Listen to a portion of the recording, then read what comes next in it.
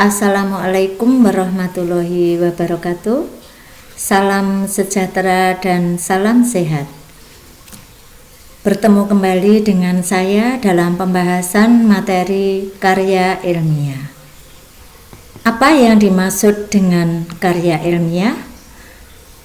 Karya ilmiah adalah karya tulis yang dibuat dengan prinsip-prinsip ilmiah berdasarkan data dan fakta yang didapatkan dari observasi, eksperimen, dan kajian pustaka.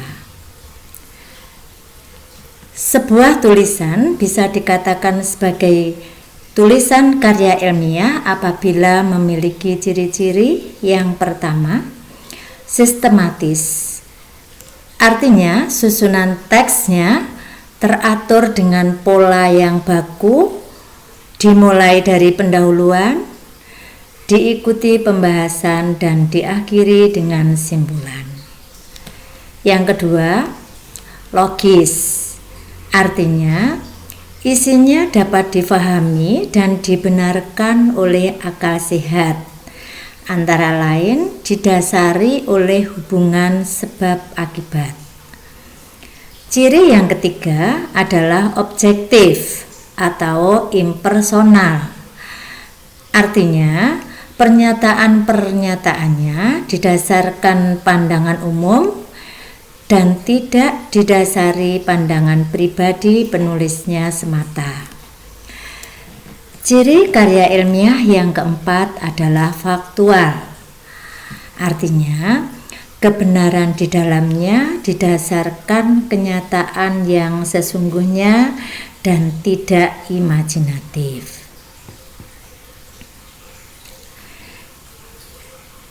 Tujuan penulisan karya ilmiah yang pertama sebagai wahana untuk melatih ide, yang kedua sebagai wahana transformasi pengetahuan antara sekolah dan masyarakat, yang ketiga membuktikan pengetahuan dan potensi ilmiah yang dimiliki oleh siswa, yang keempat sebagai pembuktian dalam menghadapi dan memecahkan masalah, dan yang kelima melatih keterampilan dasar dalam melakukan penelitian.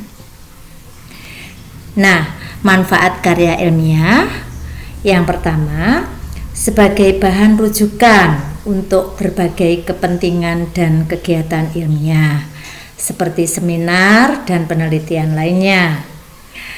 Selain itu, karya ilmiah juga bermanfaat sebagai sarana edukasi untuk menyebarkan kebenaran-kebenaran ilmu tertentu. Karya ilmiah juga bermanfaat sebagai sarana diseminasi atau penyebaran ilmu. Seseorang atau kelompok masyarakat tertentu akan lebih luas wawasan dan keilmuannya dengan membaca karya tulis ilmiah. Bentuk-bentuk karya ilmiah. Secara umum, bentuk karya ilmiah terbagi menjadi 3. Yang pertama yaitu bentuk formal. Yang kedua bentuk semi formal, dan yang ketiga bentuk populer. Karya ilmiah dikatakan sebagai karya yang berbentuk formal apabila karya tersebut disusun dengan memenuhi unsur-unsur kelengkapan akademis secara lengkap. Yang termasuk ke dalam bentuk ini adalah skripsi, tesis, atau disertasi.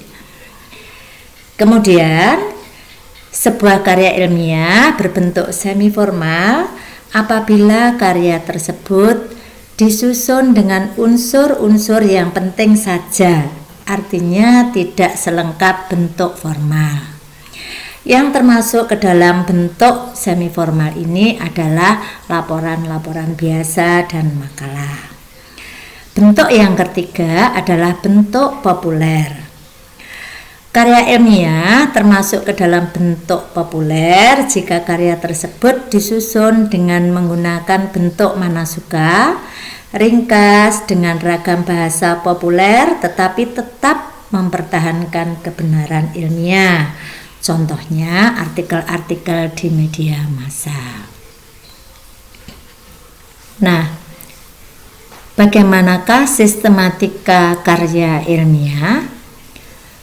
Secara umum, sistematika karya ilmiah baik yang berbentuk formal, semi-formal maupun populer terdiri atas 3 bagian, yaitu bagian pendahuluan yang mengungkapkan masalah yang akan dibahas, bagian pembahasan menguraikan teori dan pembahasan masalah, dan bagian penutup berisi simpulan. Untuk berikutnya akan saya jelaskan tentang karya ilmiah bentuk formal yang meliputi sistematika, yaitu bagian awal, bagian isi, dan bagian akhir. Pada bagian awal terdapat informasi tentang halaman judul, halaman pengesahan, kata pengantar, abstraksi, daftar isi, daftar tabel bila ada. Pada bagian isi karya ilmiah yang berbentuk formal ini terdapat bagian pendahuluan yang berisi latar belakang, rumusan masalah, tujuan penelitian, dan manfaat penelitian. Kemudian juga terdapat bagian kajian pustaka, bagian metode penelitian yang berisi rancangan penelitian, populasi dan sampel, teknik pengumpulan data, instrumen pengumpulan data, dan prosedur pengumpulan. Di bagian berikutnya ada bagian hasil dan pembahasan, dan yang terakhir adalah bagian simpulan dan saran.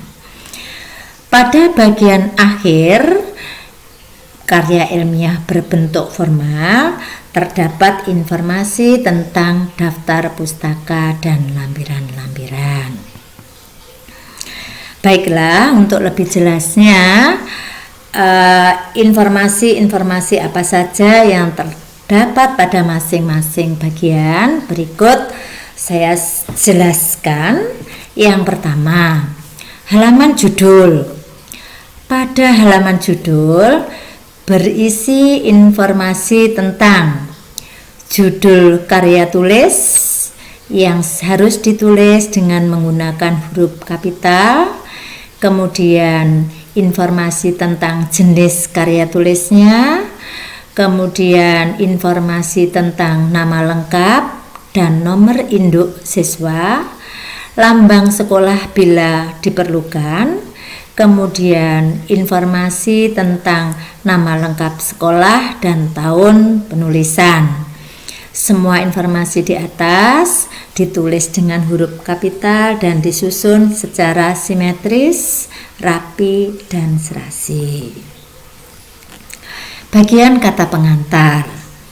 Pada bagian kata pengantar ini berisi informasi tentang ucapan syukur, kemudian informasi sekilas tentang isi karya ilmiahnya, kemudian juga berisi informasi tentang ucapan terima kasih kepada pihak yang telah membantu, permintaan kritik, dan saran.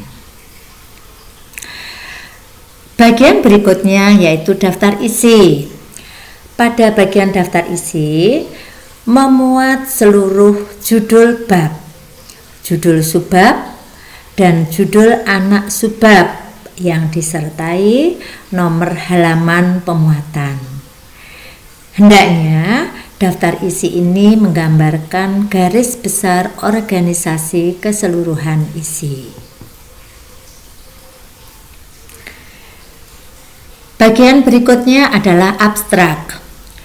Abstrak adalah intisari yang berisi pokok-pokok dan ruang lingkup isi karya ilmiah. Jadi bisa dikatakan merupakan rangkuman garis besar dari isi karya ilmiah tersebut. Bagian berikutnya dari karya ilmiah formal adalah bagian pendahuluan. Pada bagian pendahuluan berisi latar belakang masalah. Latar belakang masalah ini menjelaskan alasan timbulnya masalah dan pentingnya masalah tersebut dibahas, baik dari segi pengembangan ilmu, kemasyarakatan, ataupun dalam kaitan dengan kehidupan pada umumnya. Setelah latar belakang masalah, dipaparkan rumusan masalah. Rumusan masalah adalah persoalan yang dianggap membingungkan oleh penulis pada umumnya dinyatakan atau ditanyakan dalam bentuk pertanyaan. Berangkat dari pertanyaan itu, penulis menganggap perlu untuk melakukan langkah-langkah pemecahan, misalnya melalui penelitian. Masalah itu pula yang nantinya menjadi fokus pembahasan di dalam karya ilmiah tersebut. Hal berikutnya yang terdapat pada bagian pendahuluan adalah tujuan penelitian. Tujuan penelitian ini adalah pernyataan mengenai fokus pembahasan di dalam penulisan karya ilmiah berdasarkan masalah yang telah dirumuskan. Tujuan harus sesuai dengan masalah yang dirumuskan pada karya ilmiah. Selain itu, pada bagian pendahuluan juga terdapat informasi tentang manfaat yang berisi tentang kegunaan dari penulisan karya ilmiah. Misalnya, untuk pengembangan suatu bidang ilmu ataupun untuk pihak atau lembaga-lembaga tertentu. Bagian berikutnya yaitu kajian pustaka. Kajian pustaka atau landasan teori merupakan bagian kedua. Biasanya ini masuk ke dalam bab kedua dalam sebuah karya ilmiah. Pada kajian pustaka memuat dua hal pokok, yaitu deskripsi teoritis tentang objek atau variabel yang diteliti dan argumentasi atas hipotesis yang diajukan. Dan yang kedua adalah bahan kajian pustaka dapat dirujuk dari buku teks, jurnal, makalah, laporan sebelumnya, ataupun diskusi-diskusi ilmiah. Bagian berikutnya adalah metode penelitian. Metode penelitian merupakan cara atau jalan mengadakan penelitian. Metode penelitian masing-masing umumnya bergantung pada tujuan penelitian itu sendiri.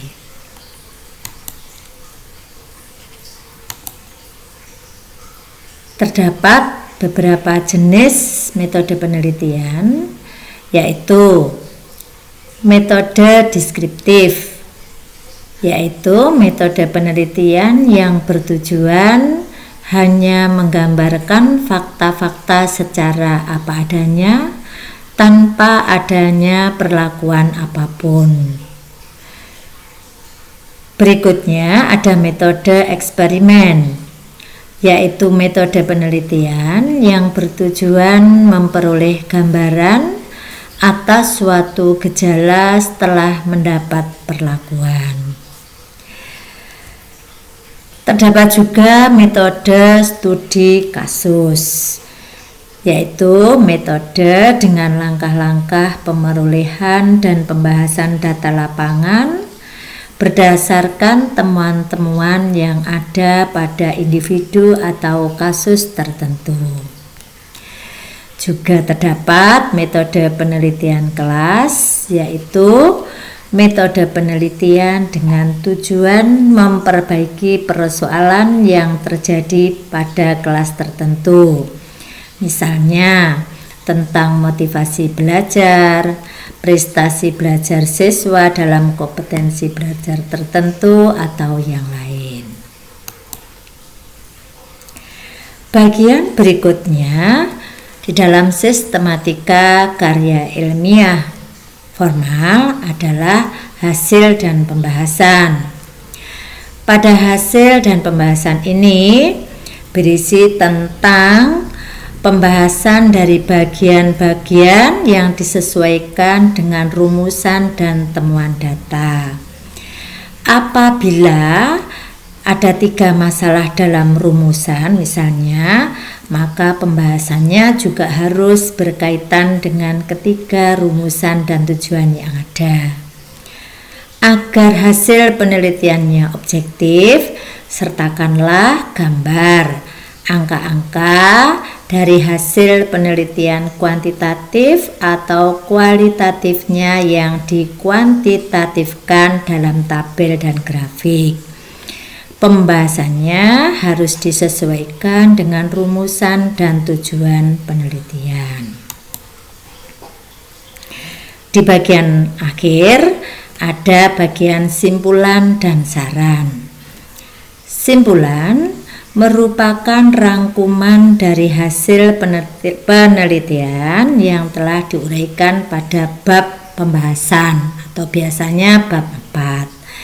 Dan saran merupakan pendapat yang dikemukakan untuk dipertimbangkan.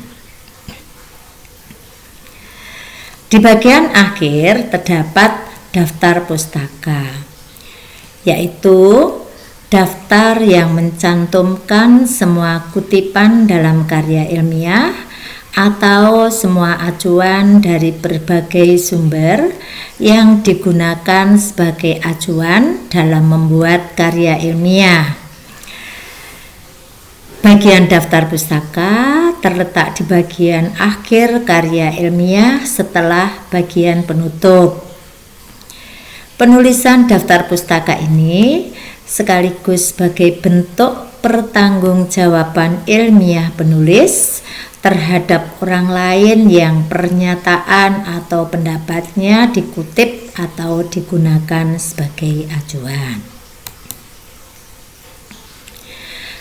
Aturan-aturan di dalam penulisan daftar pustaka. Yang pertama, urutan penulisan daftar pustaka adalah nama penulis, kemudian tahun terbit, judul buku, tempat terbit, dan nama penerbitnya. Dalam penulisannya, setiap unsur di atas diakhiri dengan tanda titik, kecuali antara tempat terbit dan nama penerbitnya digunakan tanda titik 2. Yang kedua, jika penulis buku hanya 1 orang dan namanya terdiri atas 2 unsur kata atau lebih, penulisan namanya harus dibalik. Ketiga, jika penulis buku terdiri atas 2 orang dan setiap orang namanya terdiri atas 2 unsur atau lebih, unsur nama yang dibalik adalah nama penulis yang pertama. Yang keempat, judul buku dicetak miring atau di garis bawah.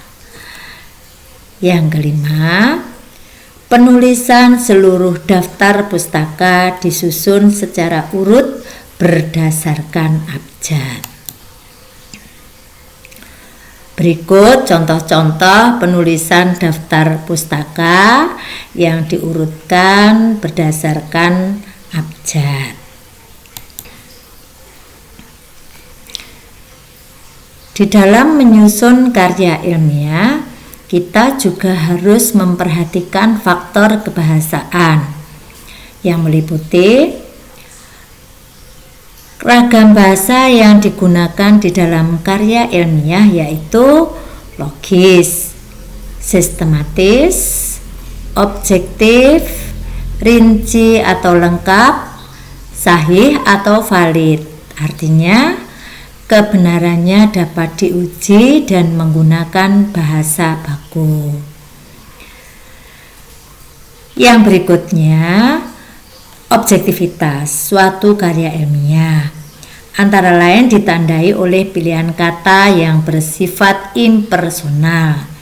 Hal ini berbeda dengan teks lain yang bersifat non-ilmiah semacam novel ataupun cerpen yang pengarangnya bisa beraku, kamu, dan dia.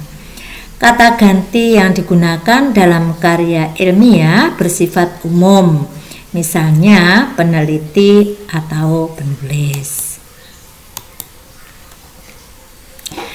Kaidah-kaidah kebahasaan karya ilmiah. Yang pertama, karya ilmiah memerlukan kelugasan dalam pembahasannya.